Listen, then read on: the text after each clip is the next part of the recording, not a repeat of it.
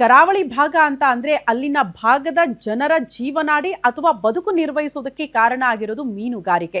ಈ ಮೀನುಗಾರಿಕೆ ಮಾಡೋದಕ್ಕೆ ಹೋದಂತಹ ಸಂದರ್ಭದಲ್ಲೇ ಸಾಕಷ್ಟು ಅವಘಡಗಳು ಮೇಲಿಂದ ಮೇಲೆ ಆಗ್ತಾ ಇರುತ್ತೆ. ಸೊ ಅಂತ ಹೊತ್ತಲ್ಲಿ ಮೀನುಗಾರರ ನೆರವಿಗೆ ನಿಲ್ಲೋದಕ್ಕೆ ಒಂದಷ್ಟು ಯೋಜನೆಗಳನ್ನ ರೂಪಿಸಲಾಗ್ತಾ ಇದೆಯಂತೆ. ಏನದು ಆ ಕುರಿತ ರಿಪೋರ್ಟ್ ಇದೆ, ಬನ್ನಿ ನೋಡ್ಕೊಂಡು ಬರೋಣ.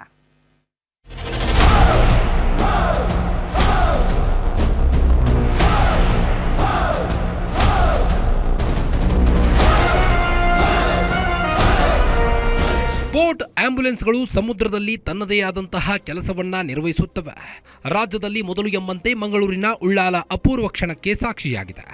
ಮಂಗಳೂರಿನ ಉಳ್ಳಾಲ ವಲಯ ನಾಡದೋಣಿ ಮತ್ತು ಗಿಲ್ನೆಟ್ ಮೀನುಗಾರರ ಸಂಘದ ವತಿಯಿಂದ ನಿರ್ಮಿಸಲಾದ ಪ್ರಥಮ ಬೋಟ್ ಆಂಬ್ಯುಲೆನ್ಸ್ ಅಧಿಕೃತವಾಗಿ ಲೋಕಾರ್ಪಣೆ ಮಾಡಲಾಗಿದೆ.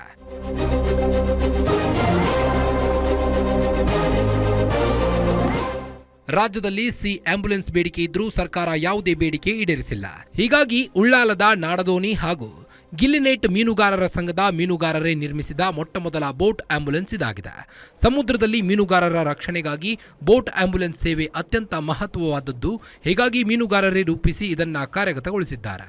ಮುನ್ನೂರ 26 ನಾವು ಕೆಲಸ ಮಾಡ್ತಾರೆ. ಸನ್ಮಾನ್ಯ ಅಧಿಕಾರಿ ಸರ್ ಎಂ ಸೇರಿಕೊಂಡು ಇಂಥ ಒಂದು ಕೆಲಸ ಈ ಜಿಲ್ಲೆಯಲ್ಲಿ ರಾಜ್ಯದಲ್ಲಿ ಆಗಲಿಲ್ಲ. ಅವರೇ ಹೇಳಿದ್ದಾರೆ. ಇದು ಅವರಿಗೆ ಒಂದು ಸರ್ಕಾರಕ್ಕೆ ಒಂದು ಮುಂಚೂಣಿನ ಕೂಡ ಅವ್ರು ಹೇಳಿದ್ದಾರೆ. ಪೇಪರ್ನಲ್ಲಿ ನೋಡಿದ್ದೆ ನಾವು. ಇದು ನಾವು ಆಂಬ್ಯುಲೆನ್ಸ್ ಮೇಲೆ ಸರ್ಕಾರ ಇದನ್ನು ನೋಡಿಕೊಂಡು ಮೀನುಗಾರಿಕೆ ಸಚಿವರು ಕ್ಯಾಬಿನೆಟ್ನಲ್ಲಿ 3 ಆಂಬ್ಯುಲೆನ್ಸ್ ಮಾಡಲಿಕ್ಕೆ ಅವರು 7 ಕೋಟಿ ರೂಪಾಯಿ ಬಜೆಟ್ನಲ್ಲಿ ಇಟ್ಟಿದ್ದಾರೆ. ನದಿ ಅಥವಾ ಸಮುದ್ರದಲ್ಲಿ ಮೀನುಗಾರಿಕಾ ಸಂದರ್ಭದಲ್ಲಿ ಅವಘಡ ಸಂಭವಿಸಿದರೆ ತುರ್ತು ರಕ್ಷಣೆಗಾಗಿ ಈ ಆಂಬ್ಯುಲೆನ್ಸ್ ಅನ್ನು ತಯಾರಿಸಲಾಗಿದೆ. ಇದು ಕರ್ನಾಟಕದಲ್ಲೇ ಮೊದಲ ಆಂಬ್ಯುಲೆನ್ಸ್ ಸೇವೆ ಎಂಬ ಹೆಗ್ಗಳಿಕೆಗೆ ಪಾತ್ರವಾಗಿದೆ. ಮೀನುಗಾರರೇ ಬೋಟ್ ಆಂಬ್ಯುಲೆನ್ಸ್ ನಿರ್ಮಾಣ ಮಾಡಿದ್ದು ಶ್ಲಾಘನೀಯ.